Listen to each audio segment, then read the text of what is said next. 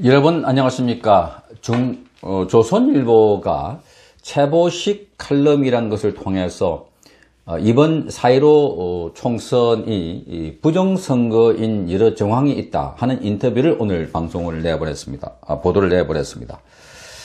조선일보의 오늘 최보식이 만남 이 칼럼을 보면 이 인터뷰 내용에는 지금 박주현 변호사, 전 청와대 특별감찰 담당관의 인터뷰를 이렇게 내보냈습니다.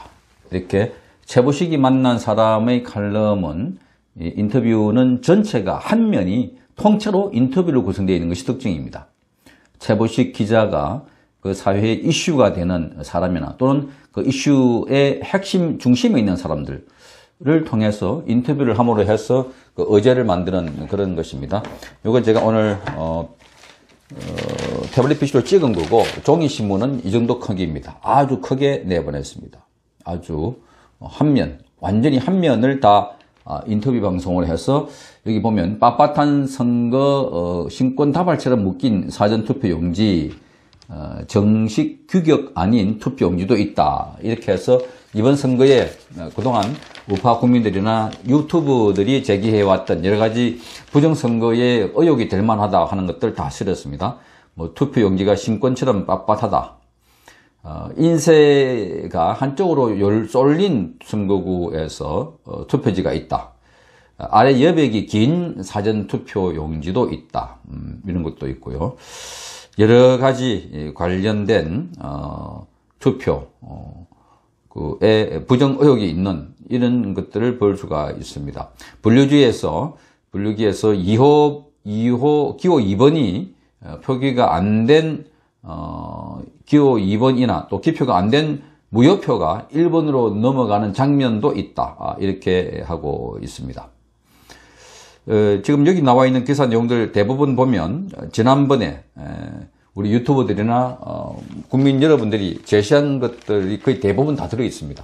뭐 이런저런 투표 용지, 여기 또 다른 작은 여기 사진을 보면 빳빳하게 나와 있는 투표 용지 이런 것도 실려 있습니다. 자, 이것들을 보고 오늘 아침에 제가 이 카톡이나 단체 대화방에 들어가 보면 드디어 조선일보도 움직였다. 조선일보도 부정선거 의혹에 대해서 설명했다. 이렇게 많은 사람들이 반기고 있습니다. 정말 그런지 여러분 한번 그 내용을 다시 한번 좀 찬찬하게 살펴볼 필요가 있어서 보도를 드립니다. 요거는 지금 오늘 나왔던 것과 달리 지난 5월 11일에 그 중앙선관위 전 사무총장 김대년 중앙선관위 전 사무총장의 인터뷰를 최보식 칼럼에서 고스란히 똑같은 형식으로 똑같은 모양으로 냈습니다. 개표 과정 모두 한 통속돼야 조작 가능하다. 선관위 업무론 확산될 여지를 줬다. 그러면서 여기에 그 개표 부정수표 될 확률은 거의 없다. 부정투표, 부정선거 가능성은 거의 제로다 하는 식으로 이렇게 최보식 칼럼에서 지난번에 5월 11일 날 인터뷰를 한 내용입니다. 요거는 제가 태블릿 PC로 찍었기 때문에 한 면으로 다 담을 수가 없어서 여기 보면 그 다음에 이렇게 죄송합니다. 그 다음에 이 당사자의 사진까지 이렇게 찍어서 내보냈습니다. 이게 김대년 전 선관위 사무총장의 인터뷰입니다.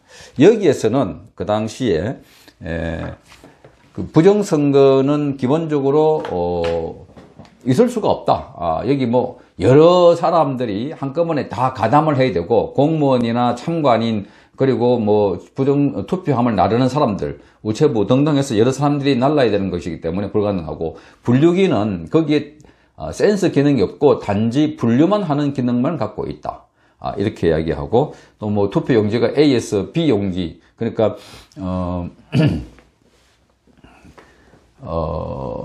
그 서초 것이 뭐 분당 어디서 발견됐다. 이런 것들은 과거에도 가끔씩 있었던 내용들이다. 그리고 그런 면에서 볼 때 이 부정투표는 기본적으로 있을 수 없다 하는 이야기를 이분이 인터뷰를 했습니다. 그러니까 그 김대년 선관위 사무총장이 인터뷰한 이 기사는 5월 11일에 나갔는데 기본적으로 부정선거가 아니다 하는 것을 핵심이고, 또 5월 11일 이후에 오늘 조선일보에서 나온 이 기사는 5월 25일인데 14일 만에 나왔습니다. 요거는 기본적으로 부정선거 의혹이 매우 강하다 이래 놓습니다. 자, 그런데 또 하나 더 있습니다. 조선일보가 이 앞에 또 낸 기사가 또 하나 있습니다. 이게 그 5월 4일인가요? 그때 한번 나간 기사인데 5월 4일입니다.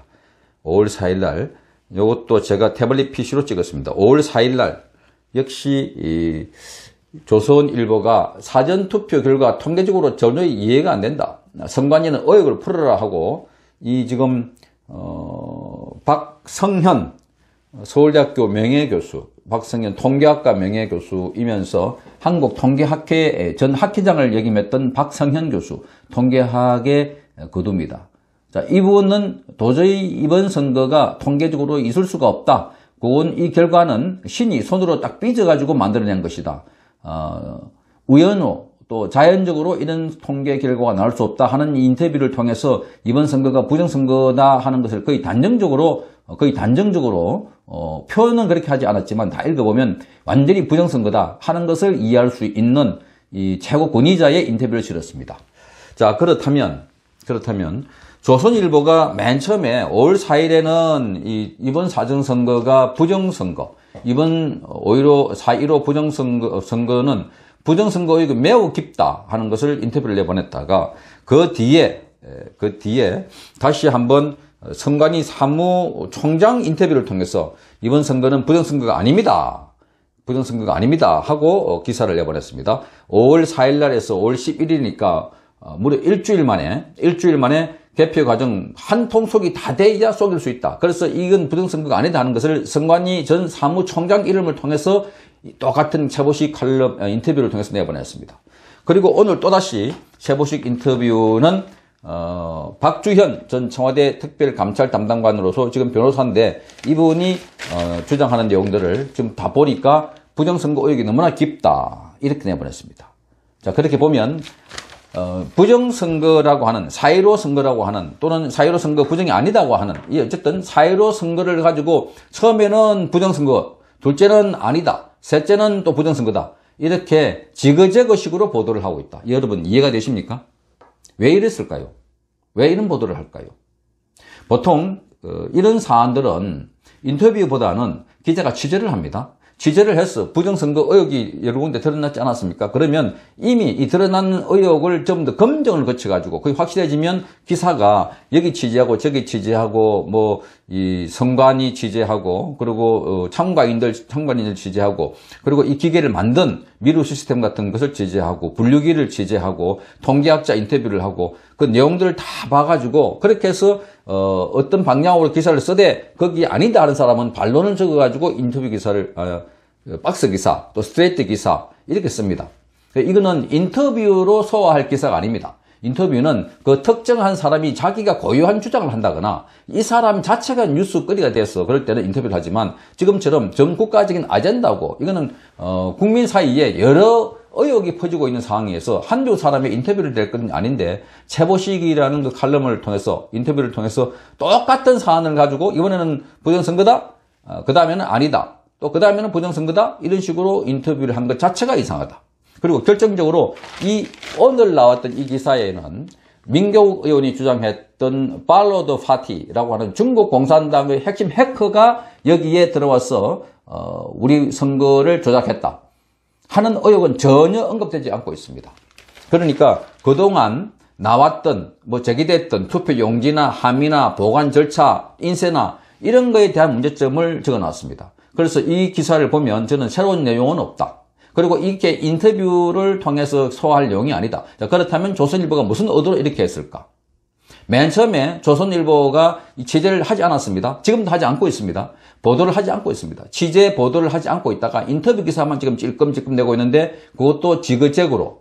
맨 처음에 그렇게 보도를 안 하니까 많은 우파 국민들로부터 공격과 비난을 받으니까 박성현 서울대학교 교수 인터뷰를 통해서 부정선거 의혹이 있다 하는 것을 조선일보가 아닌 박성현 교수 입을 통해서 제시를 했습니다. 전문가를 통해서. 그러니까 그 다음에 많은 압박이 있을 거라고 저는 추측합니다. 청와대와 더불어민주당과 이 여권의 압박, 도대체 조선일보 왜 그렇게 보도하냐? 조선일보가 그렇게 보도하면 다른 신문도 따라갈 것이다. 그러면 큰일 난다. 걷잡을 수 없다. 조선일보가 책임질 수 있느냐? 이렇게 하면서 조선일보 보고 막 압박을 했습니다. 그런 과정입니다. 그렇게 해서 조선일보의 사업체, 조선일보의 사주 일가, 조선일보의 코리아나 뭐 이런 호텔까지 세무조사 등등 해서 여러 가지 압박을 하지 않았을까. 그런 추측을 해봅니다. 그래서 할 수 없이 김대년이라고 하는 사무총장 인터뷰를 통해서 이번 선거는 부정선거가 될 수 없다 하는 이유를 쫙 설명해 놨습니다. 그러자 그 다음에 또 우파 국민들이 와 달라들었습니다. 도대체 조선일보가 동량은 주지 못할 망정 쪽박은 깨지 마라. 왜 인터뷰를 통해서 부정선거가 이렇게 차고 넘치는 증거가 있는데 부정선거가 없다고 자꾸 인터뷰를 하느냐 하니까 절독, 구독을 끊어버리는, 그래서 신문 재정에 강한 압박을 주는, 광고도 안 하겠다 하는 움직임이 있지 않았을까. 제 주변에도 그런 이야기가 가끔 들렸으니까요. 그래서 조선일보가 또다시 하는 수 없이 이번에는 부정선거가 있었다 하는 걸 쓰기는 썼는데 결정적인 한 방이 없습니다. 결정적인 거. 그게 뭐냐?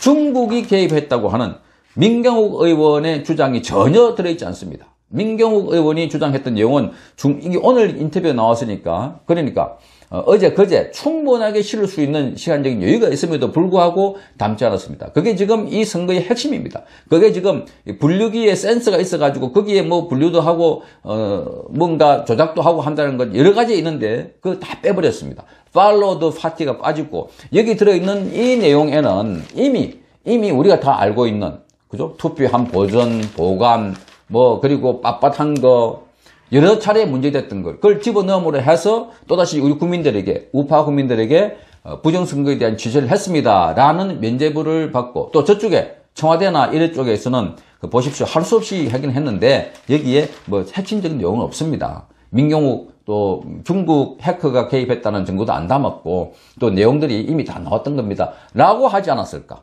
그래서 저기에 큰 거 아니니까 막 이번 한 번만 봐주고 덮고 넘어갑시다 라고 하든지, 아니면 이번에 인터뷰를 또 했으니까 이 다음에는 다음번에 전혀 부정선거가 아니다 하는 인터뷰를 또 한 번 더 내겠습니다 하는 식으로 거래를 하지 않았을까 하는 것이 저의 추측입니다. 왜?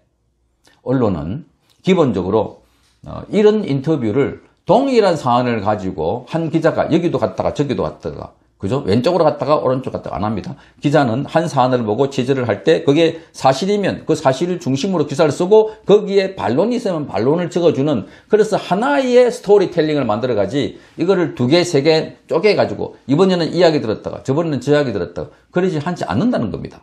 원래 기자가 그렇습니다. 그거를 볼 때 조선일보는 역시 기회주의자적인 보도 태도를 보였고, 여기 한쪽에는 우파 국민들의 절독을 막고 또 한쪽에는 청와대의 압박을 막고 양쪽을 다 막으려고 그러니까 이렇게 보도했다가 저렇게 보도했다가 한 것이 아닌가. 지금 부정선거 의혹은 여러 가지 정황 증거, 물증들이 속속 나오고 있습니다. 그리고 가장 큰 결정적인 것, follow the party, 이 단어가 암시해 주는 것처럼 중국의 해커, 중국 공산당이 개입했다는 것이 지금 결정적인 것입니다. 그게 전혀 언급이 없습니다. 그런데다가 이 언론이 일체 보도하지 않고 있는 상황. 그러다 보니까 지금 더욱더 힘들게 하고 있고 우리 국민들이 정말 속에서 열불이 차오르고 분노가 끓어오르고 있습니다. 아무리 큰 사안이라도 언론이 보도하지 않으면 여론이 되지 않고 있는 이상. 그리고 중앙일보라고 하는, 조선일보라고 하는 우파의 핵심 신문이라고 하는 이 신문조차도 이런 식으로 눈치 보기, 정권과 우파 국민 사이에 줄다리기를 해서 신문의 구독수를 가급적이면 많이 줄이지 않고 정권의 눈치도 보지 않는 이런 줄타기를 하고 있는 것이 아닌가. 그러니까 다른 중앙일보나 동아일보, 여타 언론도 마찬가지다. 그래서 그런 가운데서 방송, 특히 지상파, KBS와 MBC, SBS 등은 일방적으로 이 지금 뭐 하태경이나 또는 그 이준석이나 이런 사람들의 입장을 실어서 민경욱 의원과 또는 우파 국민들이 주장하는 내용이 사실이 아니다 하는 식으로 보도를 하고 있기 때문에 결정적으로 이 정권의 아킬레스건이 되고 있고 이 정권에게 치명타가 될 수 있는 부정선거 의혹은 그야말로 이슈가 되지 못하고 우파 국민들 사이에 울분으로만 남아있는 그런 이슈가 되고 있습니다. 그것이 바로 언론이 지금 보도하고 있는 영향이 가장 큽니다. 그 가운데 핵심 중에 오늘 조선일보가 이런 식으로 시소, 줄다리기식 인터뷰를 통해서 여론을 호도하고 있는 것이 아닌가 하는 생각을 해봤습니다. 성창경 TV였습니다. 제18대 대통령에 당선된 박근혜 대통령은 51.6%인 1,500만 여표로 대한민국의 최초 여성 대통령이 되셨습니다. 부친 박정희 대통령의 정신을 가지고 대한민국과 결혼했다고 하는 그는 오직 대한민국만을 바라보고 국정을 해오던 중 온갖 불의한 세력들에 의해 탄핵이라는 어처구니 없는 불행한 사태를 맞아 지난 2017년 3월 31일 서울구치소에 수감되어 지금까지 옥살이를 하고 있습니다. 시간이 지나면서 박근혜 대통령의 결백이 알려지고 있는 가운데 분노하고 있지만 정작 박근혜 대통령께서는 구치소 안에서 홀로 꿋꿋이 투쟁을 하며 3년, 30년, 300년을 구형하던 불의한 재판에 타협하지 않고 계십니다. 박근혜 대통령의 존재가 정의와 자유를 사랑하는 정의로운 국민들의 희망일 것입니다. 하지만 오랜 기간 동안 구치소 생활 가운데 정신은 강할지라도 육신은 쇠약해져 계실 것입니다. 이에 여러 국민들의 도움이 절실히 필요합니다. 그것은 바로 엽서와 서신 보내기입니다. 지금까지 엽서 서신 보내기에 동참한 국민들은 약 15,000명 내외로 보여집니다. 이는 박근혜 대통령을 18대 대통령으로 선택해 주신 유권자 1,500만 명의 0.1%에 해당하는 아주 적은 수치입니다. 대통령께서 더욱 꿋꿋하게 버티시게 하는 힘은 국민 여러분들의 관심 어린 서신입니다. 아직까지 동참하지 못하고 계시는 국민들께서 적어도 10% 정도인 150만 명은 엽서 서신 보내기에 꼭 참여하셔서 대통령을 다시 볼 수 있을 때까지 이 일에 함께 해주시면 좋겠습니다. 매일같이 산더미처럼 배달되는 여러분들의 엽서 서신을 통해 대통령께서는 크게 힘을 얻게 될 것입니다. 참여하는 방법으로는 선구자 방송에서 발행한 엽서를 주문하여 보내시고자 하시는 분들은 선구자 방송 연락처 010-2507-4861에 문자로 여러분의 성함과 정확한 집 주소와 엽서 수량을 적어 주시기를 바랍니다. 엽서는 지금까지 1차 9장 1세트, 2차 9장 1세트, 3차 엽서 9장 1세트가 발행되어 있어서 주문 시에는 각 회차당 몇 세트인지를 표기해 주시고 엽서 대금은 세트당 만원을 농협 360-02-140-392 예금주 황진무로 입금해 주시고 문자에 엽서를 주문해 주시면 되겠습니다. 그리고 별도로 서신이나 문구점에서 엽서를 이용하시는 분들은 서울구치소, 경기도 군포시 군포우체구 사서함 20호 수용자 번호 503 박근혜 대통령 앞으로 보내시면 되십니다. 선구자 방송에서 발행한 엽서는 박근혜 대통령의 모습과 뜻깊은 사진으로 제작을 하여 그 의미를 가지고 있어서 박근혜 대통령께 더욱 감동이 전달될 것입니다. 지금까지 3차에 걸쳐 발행한 엽서는 다음과 같습니다. 보시고 꼭 엽서 서신 보내기 150만 명 10%에 동참하셔서 훗날 참 잘했다라는 긍지와 위안이 되시기를 바랍니다.